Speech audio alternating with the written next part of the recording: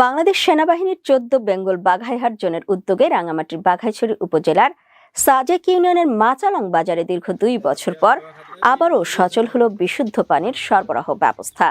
পাহাড়ি এলাকা হওয়ায় শুষ্ক মৌসুমে মাচালং ও আশেপাশের এলাকায় ঝিরি, ঝর্ণা ও নলকূপের পানি শুকিয়ে যায়। ফলে প্রতি বছর বিশুদ্ধ পানির তীব্র সংকট দেখা দেয়।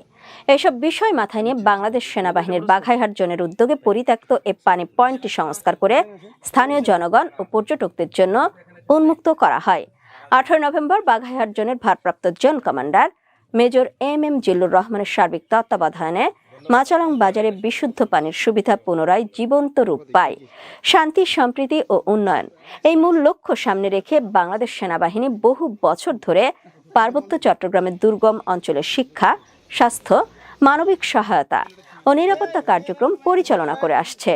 স্থানীয় পাহাড়ি ও বাঙালি জনসাধারণ এবং